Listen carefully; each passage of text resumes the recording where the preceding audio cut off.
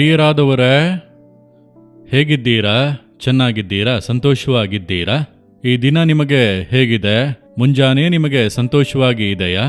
ಒಂದು ಉಲ್ಲಾಸ ಇದೆಯಾ?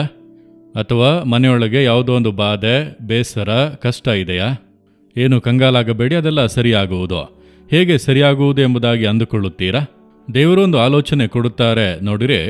ಎಫೆಸದವರಿಗೆ 5:21 ವಾಕ್ಯದಲ್ಲಿ, ಕ್ರಿಸ್ತನಿಗೆ ಭಯಪಡುವವರಾಗಿದ್ದು ಒಬ್ಬರಿಗೊಬ್ಬರು ವಿನಯವುಳ್ಳವರಾಗಿ ನಡೆದುಕೊಳ್ಳಿರಿ.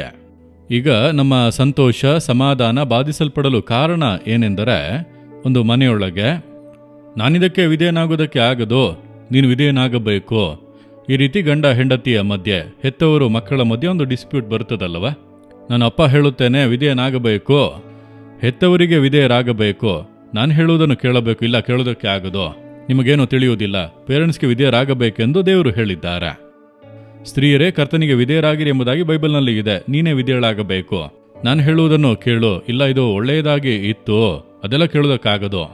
ಅಂದರೆ ಆ ರೀತಿ ಗಂಡ ಹೇಳುವುದು, ನೀನು ನನಗೆ ವಿಧೇಯಳಾಗಬೇಕು. ಹೆತ್ತವರು ಮಕ್ಕಳನ್ನು ನೋಡಿ ಹೇಳುತ್ತಾರೆ, ನೀವು ನಮಗೆ ವಿಧೇಯರಾಗಬೇಕು. ನಿಜವೇ? ಅದೇ ಸಮಯದಲ್ಲಿ ನೀವು ಒಬ್ಬರಿಗೊಬ್ಬರು ವಿನಯತೆಯಿಂದ ನಡೆದುಕೊಳ್ಳಿ ಎಂದು ವಾಕ್ಯ ಹೇಳುತ್ತದೆ. ಆದ್ದರಿಂದ ಒಂದು ಒಳ್ಳೆ ಆಲೋಚನೆಯನ್ನು ಹೆಂಡತಿ ಹೇಳುವಾಗ ಅದನ್ನು ಸ್ವೀಕರಿಸಿಕೊಂಡು ವಿಧೇಯರಾಗಬೇಕು. ಅದರಲ್ಲಿ ಏನು ಪ್ರೆಸ್ಟೀಜ್ ತೋರಿಸುವುದು? ಅದುವೇ ಈಗೋ. ಅದಕ್ಕೆ ಅವಕಾಶ ಕೊಡದಂತೆ ನನ್ನ ಹೆಂಡತಿ, ಕರ್ತನು ನನಗೆ ಕೊಟ್ಟ ಸಂಗಾತಿ, ಒಂದು ಒಳ್ಳೆ ಆಲೋಚನೆ ಹೇಳಿದರೆ ಸರಿ ಎಂಬುದಾಗಿ ಸ್ವೀಕರಿಸಬೇಕು. ಇಲ್ಲ ನಾನು ವಿಧೇಯನಾಗಲು ಆಗುವುದಿಲ್ಲ, ನೀನೇ ವಿಧೇಯಳಾಗಬೇಕು. ಈ ವಿದಂಡವಾದಗಳಿಗೆ ಅವಕಾಶ ಕೊಡಬಾರದು. ಕೆಲ ಮಕ್ಕಳು ಒಳ್ಳೆ ಆಲೋಚನೆಗಳನ್ನು ಕೊಡುತ್ತಾರೆ. ಈಗಿರುವಂಥ ಪರಿಸ್ಥಿತಿಗೆ ತಕ್ಕಂತೆ. ನಿನಗೇನು ಗೊತ್ತು, ಪೇರೆಂಟ್ಸ್ಗೆ ಮಕ್ಕಳು ವಿಧೇಯರಾಗಬೇಕೆಂದು ದೇವರು ಹೇಳಿದ್ದಾರೆ ಎಂಬುದಾಗಿ ಹೇಳಿದರೆ, ಮಕ್ಕಳು ಒಳ್ಳೆ ಆಲೋಚನೆ ಕೊಟ್ಟರೆ ಸ್ವೀಕರಿಸಬಾರದಾ? ಸ್ವೀಕರಿಸಿಕೊಳ್ಳಬೇಕು. ನಾನು ಲೀಡರ್, ನಾನು ಹೇಳಿದಂತೆ ಕೇಳಬೇಕು. ನಾನು ತಪ್ಪಾಗಿ ಹೇಳಿದರೂ ವಿಧೇಯರಾಗಬೇಕು. ಇಲ್ಲ ಇದನ್ನು ಸರಿಪಡಿಸಿಕೊಳ್ಳಬಹುದಲ್ಲ ಎಂದು ಕೆಳಗಿರುವವರು ಹೇಳಿದರೆ, ಲೀಡರ್ ಆಗಿ ಇದ್ದರೂ ಕೂಡ ಓಕೆ ಎಂಬುದಾಗಿ ಸ್ವೀಕರಿಸಿಕೊಳ್ಳಬೇಕು. ಆಗಲೇ ಸಂಬಂಧಗಳು ದೃಢವಾಗಿ ಇರುವುದು, ಪ್ರೀತಿ ನೆಲೆಸಿರುವುದು, ಅಲ್ಲಿ ಸಮಾಧಾನ, ಸಂತೋಷ ಇರುವುದು.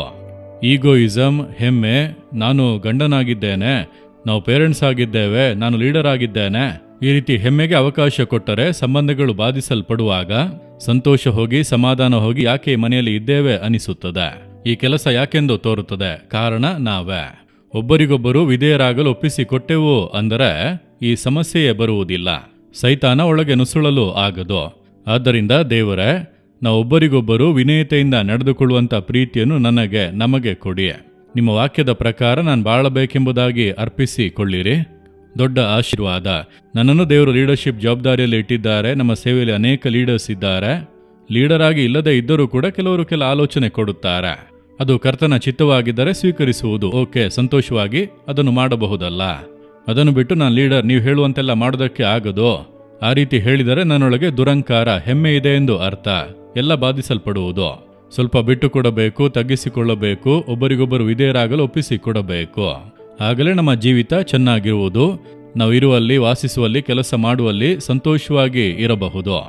ಒಪ್ಪಿಸಿ ಕೊಡುವಿರಾ? ನೀವು ಸ್ವಲ್ಪ ಬಿಟ್ಟು ಕೊಡದೆ ಇರುವುದರಿಂದ ಮನೆಯೊಳಗೆ ಎಷ್ಟು ಸಮಸ್ಯೆಗಳು ಅಲ್ಲವಾ?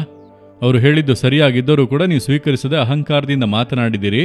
ನಾನು ನಿನಗೆ ವಿಧೇಯನಾಗುವುದಕ್ಕೆ ಆಗದು, ಅದರಿಂದ ಎಷ್ಟು ಸಮಸ್ಯೆಗಳು. ಹೆಂಡತಿ ಎಷ್ಟು ಒಳ್ಳೆ ಆಲೋಚನೆಗಳನ್ನು ಕೊಟ್ಟರು, ಕೇಳದೆ ಇರುವುದರಿಂದ ಇಕ್ಕಟ್ಟುಗಳು. ಈ ರೀತಿ ಒಣ ಹೆಮ್ಮೆಗೆ ಅವಕಾಶ ಕೊಡದೆ ಒಬ್ಬರಿಗೊಬ್ಬರು ವಿನಯತೆಯಿಂದ ನಡೆಯಲು ಅರ್ಪಿಸಿಕೊಳ್ಳಿರಿ. ಸರಿನಾ? ದೇವರನ್ನು ನೋಡಿ ಹೇಳುವಿರಾ, ದೇವರೇ, ಒಬ್ಬರಿಗೊಬ್ಬರು ವಿನಯತೆಯಿಂದ ನಡೆದುಕೊಳ್ಳಿ ಎಂಬ ಆಲೋಚನೆಯನ್ನು ಸ್ವೀಕರಿಸಿಕೊಳ್ಳುತ್ತೇನೆ. ನಾನು ಕೂಡ ಮತ್ತೊಬ್ಬರು ಕೊಡುವಂಥ ಆಲೋಚನೆಯನ್ನು ಸ್ವೀಕರಿಸಿ ನಡೆಯುವಂಥ ಹೃದಯವನ್ನು ನನಗೆ ಕೊಡಿರಿ. ನಾವು ಒಬ್ಬರಿಗೊಬ್ಬರು ವಿಧೇಯರಾಗಿ ಸಂತೋಷದಿಂದ ಸಮಾಧಾನದಿಂದ ಬಾಳಲು ಕೃಪೆಯನ್ನು ಕೊಡಿರಿ. ಯೇಸುವಿನ ನಾಮದಲ್ಲಿ ಪ್ರಾರ್ಥಿಸುತ್ತೇನೆ ತಂದೆಯೇ. Amen, amen. Jesus redeem Kannada YouTube channel ಅನ್ನು ಸಬ್ಸ್ಕ್ರೈಬ್ ಮಾಡಿ. ಸಬ್ಸ್ಕ್ರೈಬ್ ಬಟನ್ ಕ್ಲಿಕ್ ಮಾಡಿ ಮತ್ತು ಬೆಲ್ ಬಟನ್ ಒತ್ತಿ. ಅನುದಿನ ಕಾರ್ಯಕ್ರಮದ ಮಾಹಿತಿ ಪಡೆಯಿರಿ.